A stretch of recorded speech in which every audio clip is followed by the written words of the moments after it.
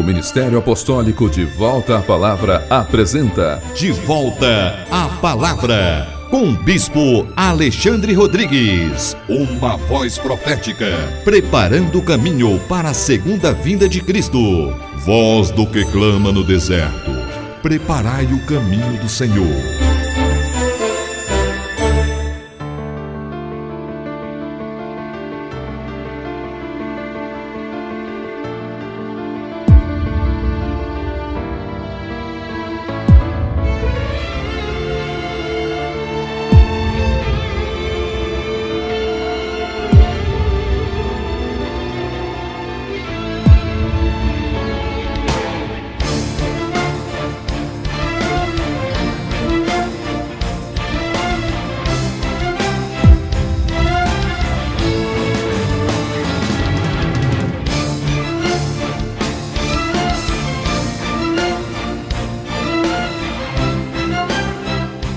Bom dia! Toda honra e toda glória sejam dadas ao nosso Senhor e Salvador Jesus Cristo, ao Senhor da Igreja e a todos vocês que estão em casa, graça e paz vos sejam multiplicadas. Este é o programa De Volta à Palavra, um programa do Ministério Apostólico De Volta à Palavra, um ministério que é comprometido com a Palavra de Deus, comprometido com a verdade divina revelada em sua palavra nos 27 livros do Novo Testamento, que são ali certamente os fundamentos da Nova Jerusalém, os fundamentos sobre os quais a Igreja de Jesus Cristo é edificada. Eu quero abrir então este programa convidando a cada um de vocês a participarem conosco amanhã pela manhã, às 9 horas da manhã, da reunião do Partir do Pão. Todo primeiro domingo de cada mês, nós temos a reunião da Ceia do Senhor, em que ali nós nos reunimos para comer do pão e beber do vinho, conforme o próprio Jesus nos instruiu que assim fizéssemos, dizendo: todas as vezes que comerdes este pão e beberdes este cálice, façais memória do meu nome. Então amanhã, às 9 horas da manhã, estaremos nós ali reunidos na QI 4, lote 23, setor de indústria de Taguatinga. Todo o povo de Deus reunido ali para adorar o Senhor, para declarar o seu nome, para declarar os seus feitos, declarar a sua obra, para adorar o Pai, o Filho e o Espírito Santo, o Deus triuno, e então celebrarmos a morte e a ressurreição do Senhor. Venha você e a sua família celebrar juntamente conosco. Venha receber a rica e poderosa palavra de Deus, porque a palavra de Deus sempre é ministrada no poder do Espírito Santo, uma palavra que edifica, uma palavra que cura, uma palavra que restaura, uma palavra que nos traz uma visão espiritual clara a respeito da vontade de Deus para os nossos dias, um caminho seguro para os pés daqueles que almejam trilhar a verdade e almejam, então, estar em pé e aprovado naquele grande dia diante de Jesus Cristo, o nosso Senhor. Portanto, anote o endereço do nosso ministério, do local de reuniões, nossa sede aqui em Taguatinga, QI 4, lote 23, setor de indústria de Taguatinga, amanhã às 9 horas da manhã. Também ao longo de todo o nosso programa, vão passar aí no seu televisor os endereços das nossas extensões ministeriais, tanto em Planaltina, do Distrito Federal, como também a nossa extensão ministerial em Goiânia. Inclusive no nosso site, devoltapalavra.com.br, vocês encontrarão a agenda das respectivas reuniões, dos locais de reuniões, tanto de Taguatinga, quanto de Planaltina, como também de Goiânia. Queridos, nesta manhã nós queremos então dar a continuidade às ministrações que temos feito nesses últimos dias, agora falando de maneira bem peculiar a respeito do Evangelho da Prosperidade. Isso porque nós estamos dentro de uma série de palavras intitulada Série Apologética, ou seja, estamos ministrando palavras que fazem a defesa da fé no sentido da verdadeira doutrina bíblica. São mensagens que falam a respeito da fé bíblica, da fé neotestamentária, sempre também fazendo uma refutação aos falsos evangelhos, aos evangelhos que homens caídos, homens que não têm compromisso com a palavra de Deus, têm difundido o mundo afora. Neste momento, nós estamos falando sobre o Evangelho da Prosperidade. Já ministramos algumas palavras sobre esse tema e hoje, então, queremos dar a continuidade falando, então, a respeito da questão das curas. Foi nesse exato ponto que na mensagem da semana passada nós, então, paramos. Então, queremos começar asseverando duas grandes verdades bíblicas, colocando frente a frente o que a Bíblia, a palavra de Deus, nos fala a respeito das curas. E a primeira proposição, portanto, eu quero que você acompanhe esta mensagem com a sua Bíblia aberta, haja vista que vamos falar coisas muito sérias, coisas muito fortes, coisas que vão certamente determinar o seu ingresso na porta estreita, ou então você vai definitivamente prosseguir pela porta e caminho largos. Portanto, tenha a sua Bíblia aberta para que você verifique, para que você possa constatar a verdade do que falaremos na sua Bíblia, segundo aquilo que Deus nos legou em sua palavra. É certo que tudo o que nós aqui demonstrarmos, vamos mostrar vários textos bíblicos para comprovar o que estamos falando, mas é certo que para aqueles que bebem o engano pelos olhos, para estes nem toda a Escritura certamente teria algum valor ou seria suficiente para esgotar as suas facções ou o seu espírito faccioso, mas para aqueles que amam a verdade, os poucos textos que aqui nós vamos apresentar, por serem textos explícitos, serem textos claros e objetivos, certamente serão suficientes para sanar qualquer dúvida e qualquer dificuldade sobre o assunto. Portanto, a primeira proposição que queremos nessa manhã ressaltar e evidenciar e provar pela Bíblia Sagrada é que Deus, Ele realiza sim milagres. Jamais estamos aqui para negar o fato de que Deus realiza milagres. Bastaria somente o Antigo Testamento para mostrar quantos milagres não estão ali registrados nas páginas do Antigo Testamento. Até porque Deus é sinônimo de milagre, porque tudo que se refere a Deus está no campo do sobrenatural e a fé genuinamente bíblica, portanto, crê não somente em milagres, mas acredita que Deus faz milagres. Eu quero citar apenas dois textos no Novo Testamento para fundamentar essa verdade, mostrando tanto que Jesus fez milagres no tempo da sua peregrinação aqui na terra, como também os apóstolos realizaram milagres em o nome de Jesus. Veja o primeiro texto, está em Atos capítulo 10, no versículo 38 e 39, versículos esses que nos falam que Jesus Cristo, durante o seu ministério na terra, fez muitos prodígios e milagres verdadeiros. São prodígios que são de fato provenientes de Deus. Atos capítulo 10, versículo 38 e 39, que nos dizem assim: como Deus ungiu a Jesus de Nazaré com o Espírito Santo e com poder, o qual andou por toda parte, fazendo o bem e curando a todos os oprimidos do diabo, porque Deus era com ele. E nós aqui no caso, os apóstolos, somos testemunhas de tudo o que ele fez na terra dos judeus e em Jerusalém, ao qual também tiraram a vida, pendurando-o no madeiro. Então veja com que clareza, com que objetividade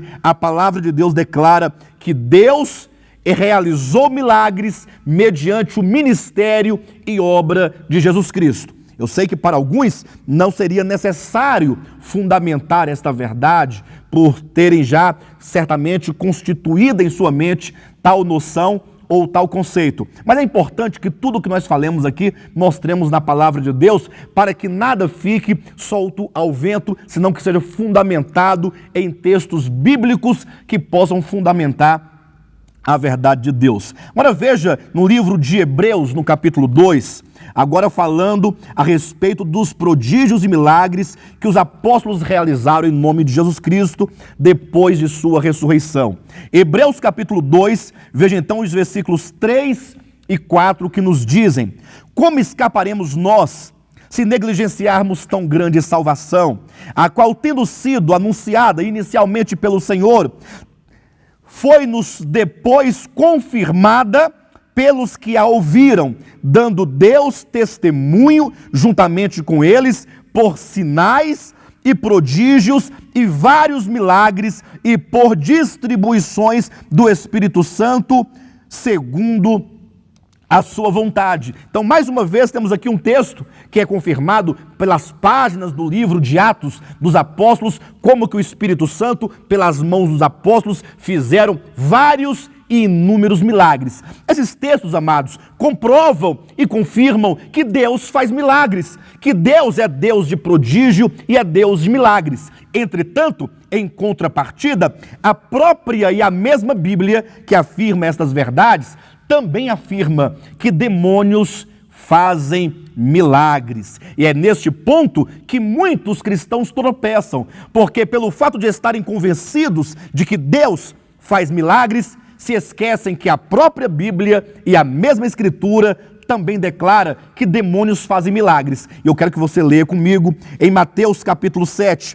Veja só a declaração dos lábios do próprio Jesus, quando nos diz no capítulo 7 de Mateus, versículos 21, 22 e 23, que nos dizem assim: nem todo o que me diz Senhor, Senhor, entrará no reino dos céus, mas aquele que faz a vontade de meu Pai que estais nos céus. Ou seja, não é pelo fato de alguém estar dizendo Senhor, Senhor, ou usando o nome de Cristo, que tal pessoa, certamente, ele está no reino de Deus ou entrará no reino dos céus, mas somente aqueles que fazem a vontade do Pai Celestial. E aqui faz-se, certamente, uma separação. O simples fato de alguém falar o nome de Deus ou o nome de Jesus não significa que essas pessoas fazem a vontade de Deus. Versículo 22 continua dizendo: muitos naquele dia, presta atenção, não são poucos, mas são muitos naquele dia, hão de dizer-me Senhor, Senhor, porventura não temos nós profetizado em teu nome, e em teu nome não expelimos demônios, e em teu nome não fizemos muitos milagres? Veja a resposta de Jesus Cristo: então lhes direi explicitamente, nunca vos conheci, apartai-vos de mim, os que praticais a iniquidade.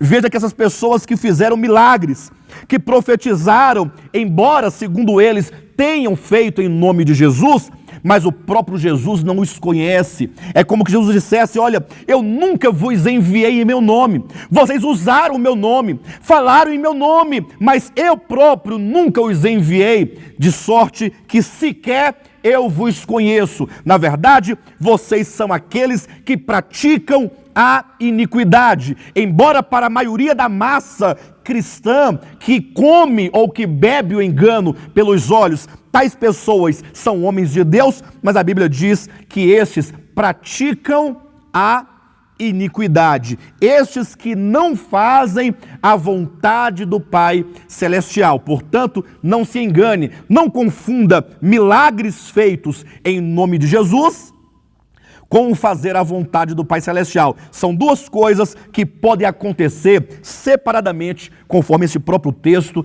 declara com tanta assertiva, com tanta verdade e com tanta clareza. Agora veja esse outro texto da Bíblia, e eu quero que você abra sua Bíblia em 2 Tessalonicenses, no capítulo 2, porque esse texto é de extrema importância. Capítulo 2, veja a partir do versículo 9. Não se esqueça do finalzinho do capítulo 7, ali de Mateus, que acabamos de ler, quando diz: vós, os que praticais a iniquidade. Agora, soma-se essa ideia ao que está em 2 Tessalonicenses, capítulo 2, a partir do versículo 9 em diante, que nos diz assim: ora, o aparecimento do iníquo é segundo a eficácia de Satanás. Não é verdade que quem pratica a iniquidade é iníquo, sabendo que neste contexto em que estamos trabalhando agora, de 2 Tessalonicenses capítulo 2, o iníquo é certamente o anticristo, é o homem da iniquidade, é a besta que haverá de emergir do abismo e que se colocará contra tudo o que se chama Deus ou é objeto de culto. Mas sabemos que todos aqueles que estão contra Cristo, porque estão contra o seu supremo propósito, ainda que se apresentem em seu nome, esses também certamente preparam o caminho para o surgimento do homem da iniquidade, do anticristo, aqui revelado nesse texto da segunda carta de Paulo aos Tessalonicenses. Veja, ora, o aparecimento do iníquo é segundo a eficácia de Satanás, com todo o poder e sinais e prodígios da mentira, e com todo o engano de injustiça aos que perecem, porque não acolheram o amor da verdade para serem salvos. Veja, amados irmãos, que mais uma vez temos demonstrado pelo poder e autoridade da Escritura, que a Bíblia declara que Satanás, conforme diz esse texto, também realiza milagres. Demonstramos pela mesma palavra que Deus faz milagre, que Deus operou milagres por meio de Jesus Cristo, que Deus operou milagre por intermédio de seus apóstolos, é verdade, mas em contrapartida, a própria e mesma Escritura também declara que Satanás realiza sinais e prodígios e milagres da mentira para enganar. Conforme está em Mateus capítulo 24, enganar, se possível, inclusive, até mesmo os escolhidos. Então estamos agora diante de um problema, porque a questão do milagre já está declarado, já está afirmado, já está demonstrado pela Escritura que tanto Deus quanto os demônios realizam milagres. Agora, o grande problema é você, meu amado irmão em Cristo, e você, minha irmã em Cristo Jesus, possui o discernimento entre uma coisa e outra? Sabe você fazer a devida distinção? Quais são os critérios que nós devemos levar em consideração ao analisar se o milagre procede de Deus ou se procedem dos demônios? É certamente que aqueles que bebem o engano pelos olhos, neste momento, eles já querem lutar, já querem brigar, já querem falar do tom da minha voz, já querem falar do ímpeto com que eu falo, com a velocidade de minhas palavras, ao invés de atentarem para a palavra de Deus, que é a única regra de fé, de vida e de prática que nós temos em nossas mãos. Cuidado para que você não julgue pelo conceito errado, para que você não erre o alvo das suas concepções, para que você volte o seu olhar tão somente para a palavra de Deus. Nós não estamos aqui para gerar inimizades, estamos aqui para gerar reflexão, para gerar pensamentos, para poder fazermos uma revisão da nossa fé, da nossa prática, daquilo em que nós cremos.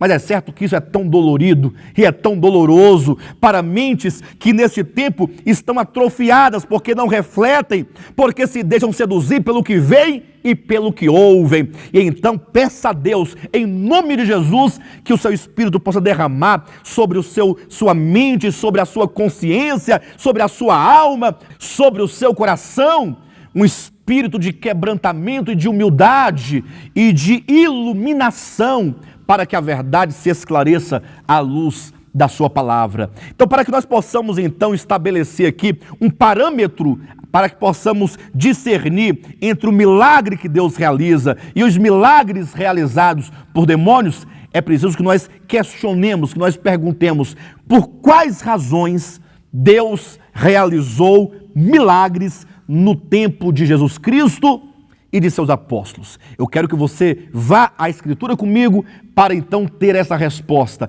Quais as motivações e as razões por que Deus realizou tantos milagres por meio de Cristo e de seus apóstolos? Veja o primeiro texto, está aqui em João capítulo 10, quando o próprio Jesus declara a respeito dos milagres que ele realizava. Capítulo 10 do Evangelho de João, versículo 25, ele diz: respondeu-lhes Jesus, já vou-lo disse e não credes. As obras que eu faço em nome de meu Pai testificam a meu respeito. Se você verificar o contexto, versículos 22, 23 e 24 deste mesmo capítulo, Jesus ali estava sendo questionado, estava sendo indagado com respeito se ele era ou não o Cristo de Deus, se ele era ou não o Messias de Deus. Veja que Jesus veio falando várias palavras, estabelecendo a doutrina, a verdade, pregando, mas como as pessoas daquele tempo poderiam então saber se as palavras de Cristo eram de Deus ou não? Jesus fala: as obras que eu faço dão testemunho de mim, as obras testificam a meu respeito. Portanto, os milagres, os prodígios, as obras miraculosas que Cristo realizou no seu tempo, tinha como maior objetivo testemunhar de que ele era o Messias de Deus.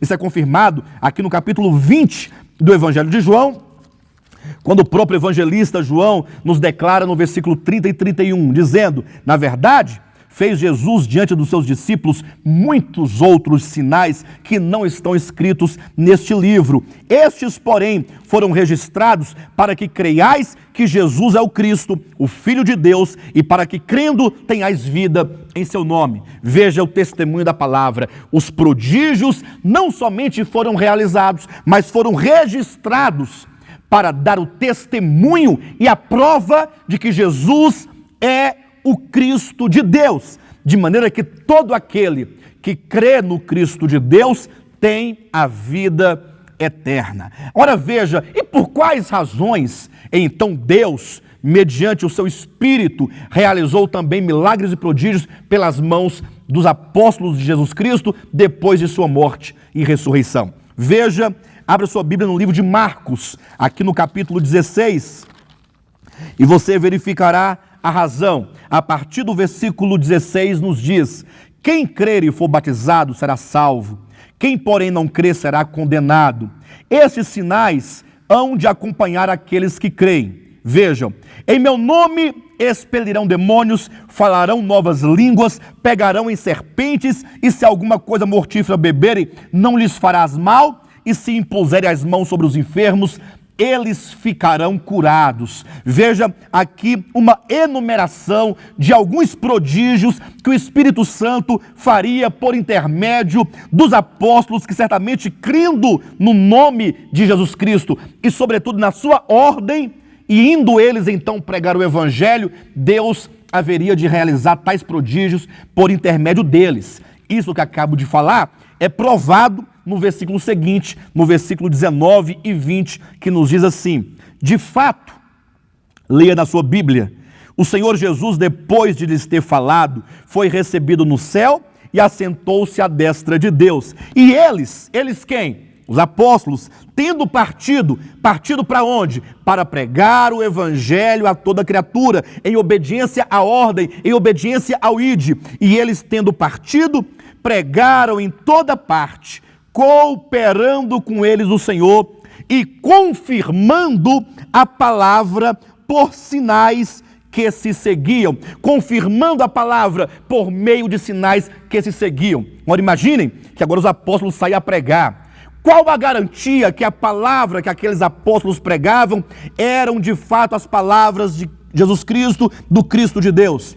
Os milagres que eles realizavam, está aí na sua Bíblia. Não desvie o olhar da sua Bíblia, da Escritura Sagrada. Os sinais que ali foram operados foram a confirmação da palavra que eles pregaram. Portanto, a resposta para a pergunta que aqui trouxemos: quais as razões por que Deus operou muitos milagres pelas mãos de Jesus Cristo e de seus apóstolos, está aqui. Era para confirmar a palavra que eles pregaram. Neste momento, então, alguns poderão dizer: ah, pastor, então está claro.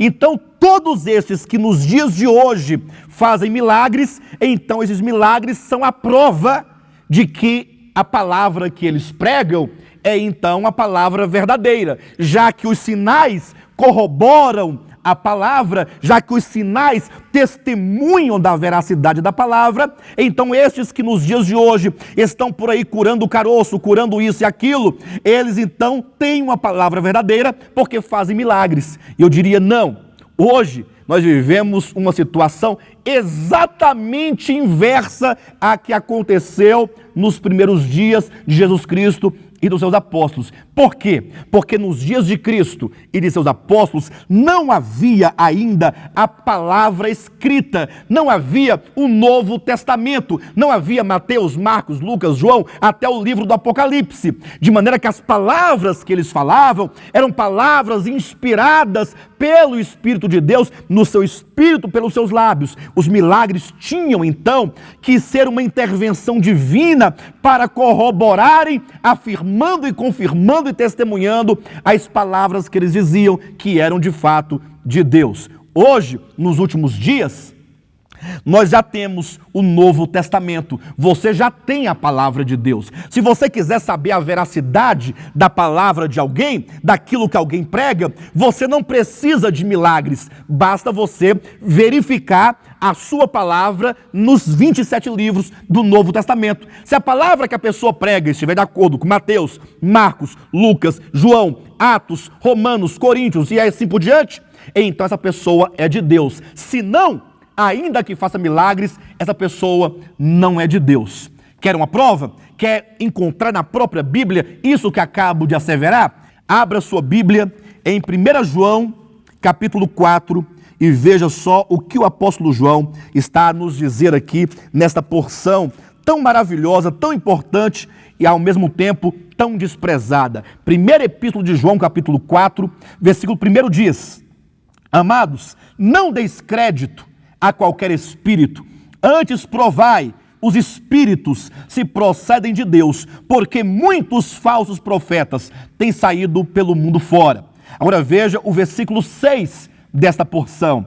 Nós, esse nós aqui de acordo com o contexto epistolar, são os apóstolos. Nós somos de Deus. Aquele que conhece a Deus nos ouve, ou seja, aquelas pessoas, os profetas, os pastores, aqueles que se dizem homens de Deus, que se dizem apóstolos, se dizem mestres, se dizem bispos, enfim, se são de Deus, eles ouvem a voz apostólica, eles ouvem o ensinamento apostólico. Continuando, aquele que não é da parte de Deus não nos ouve. Ou seja, se o pregador, se o apóstolo, o bispo, o pastor, o obreiro, aquele que faz o milagre, não importa quem, se ele ouve o que o Novo Testamento diz, é de Deus. Se não ouve, não é de Deus. É por isso que ele continua dizendo, nisto, ou seja, no ouvir ou não ouvir o Novo Testamento, reconhecemos o espírito da verdade e o espírito do erro. Portanto, para você discernir hoje em dia se a palavra que alguém ministra, que alguém prega é de Deus ou não, você não deve olhar para o milagre, você deve olhar para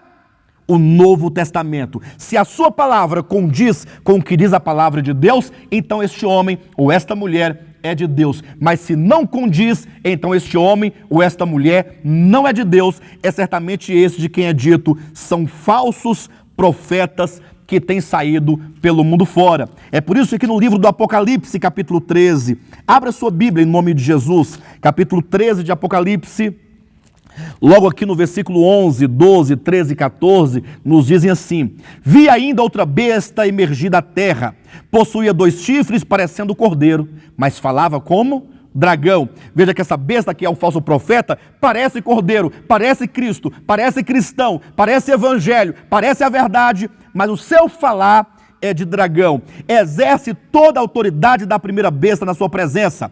Veja, faz com que a terra e seus habitantes adorem a primeira besta, cuja ferida mortal fora curada. Versículo 13 e 14. Também opera grandes sinais, de maneira que até fogo do céu faz descer a terra diante dos homens. Seduz os que habitam sobre a terra por causa dos sinais que lhe foi dado executar diante da besta, dizendo aos homens que façam uma imagem à besta, aquela que ferida a espada sobreviveu. Amados, o nosso tempo é muito curto, mas eu acredito que tantos textos aqui lidos são suficientes para que você possa ponderar e considerar a questão da teologia da prosperidade. Eu até digo que se vocês não ouviram ou não assistiram às mensagens anteriores, por favor, vão ao nosso site e lá vocês vão encontrar as 2 mensagens anteriores. Assistam a todas elas, primeira, segunda e terceira mensagem, e esta inclusive a 4ª mensagem que trata sobre o Evangelho da prosperidade. Amanhã, às 9 horas da manhã, teremos aqui na QI 4, lote 23, setor de indústria de Taguatinga, a nossa grande reunião da ceia do Senhor, a reunião do partir do pão. Venha ter comunhão conosco, venha receber a rica e poderosa palavra de Deus. Eu tenho certeza que Deus vai nos alcançar poderosamente com a sua palavra. Venha adorar o Deus triuno, venha comer do pão e beber do vinho, assim como Jesus nos ensinou, para que possamos, pela fé, receber vida em nosso espírito. Tenham todos vocês um bom sábado e Jesus Cristo é o nosso Senhor.